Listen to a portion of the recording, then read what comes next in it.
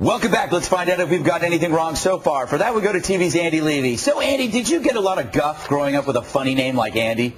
Greg, you can find the answer to that question and many others in my new pamphlet, The Secret Meanings Behind Jew Names. Oh, wow. I didn't know Andy was a Jewish name. Didn't you, Greg? No, I didn't. No, that's probably because it's not the name you use for me. Biden says we have to go spend money to keep from going bankrupt. This actually makes sense, as back in college, Biden was known for telling girls, we have to go have sex to keep you from getting pregnant. Oh, I like the cut of his jib. Yeah. Congressman, you said this doesn't scare you because fortunately Biden is only vice president. You don't think President Obama feels the same way? And isn't it a little scary that this administration sounds like me in Vegas saying you got to bet big to win big? Well, if you listened later, I was talking about the administration and the entire Democratic Congress on a spending spree. So if you fast forward enough, you could be a better ombudsman. Oh. Well, that brings me to my next question. Congressman, you said the idea that you have to spend money to keep from going bankrupt is not so much a belief among the Democrats as an instinct. Isn't that because feelings are more important than facts? Well, I think if you remember the old 70s tune, which I'm sure you have on your iPod, Feelings, that was a very big hit. And yet the Rolling Stones think was not quite so big a hit. So I think the public with me on this, Andy. Wow. Impressive. Yeah. All right. Greg, you said the congressman is smarter than you, but not by much. Now, you were half right. Lauren, as usual, I'm with you. I can't get enough of Joe Biden. The man is a national treasure, and I will fight anyone who feels differently. Thank you. On the same team. All right. Don't be on his team. I'm still not going to date you, Andy. Lauren, I completely disagree with what you said. Because she's not dating you?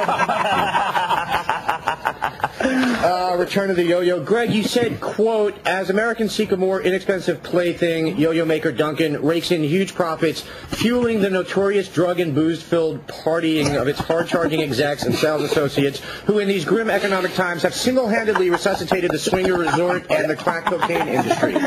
I keep telling you, you have got to start using the word allegedly. No, Andy, I can vouch for this. I saw a lot of them over last night. Andy, I was just trying to make the story more interesting. It was yo-yos. Yeah. It was yo-yos. Yeah. There was no good stories today. I know. So I just decided to lie. All right. That's how we do. I apologize to whoever makes the yo-yos. Duncan.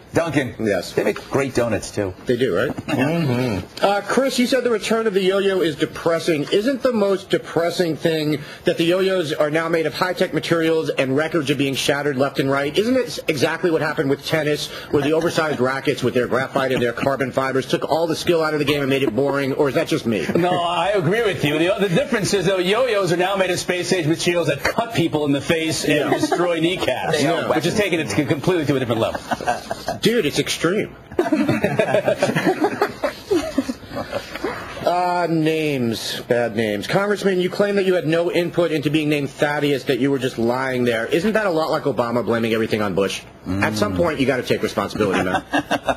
Yeah, you have to, but we can't always be responsible for what we've inherited at birth. In the final analysis, Andy, what they have to do is they have to recognize that President Obama was in the Congress. He knew he was running for this office. He told the American people he knew what the circumstances were and that he had solutions to them. So I think that once you're elected president, you really have to accept responsibility not only for knowing what's going on, but helping to address and ameliorate the situation on behalf of Americans. Okay. Congressman, the question was about your name. Yeah. Well, Sandy, I appreciate that. Sandy with an eye. Yep. A little hard over the eye. Yeah. Yep. You know, he manages a great tanning salon. He sure By the way, a 1993 study showed that boys who have strange spellings of first names, common first names, are less likely to be upstanding and successful, like you, Mr. Greg, with 2 G's. I only have 1 G.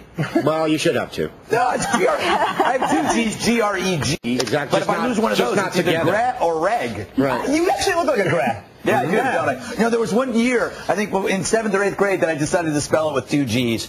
Wait, was that the same? Which Same time I got the henna tattoo. Which year was it when you went by Greta? That was my freshman year at that alternative school. Okay. That was 2008, I believe.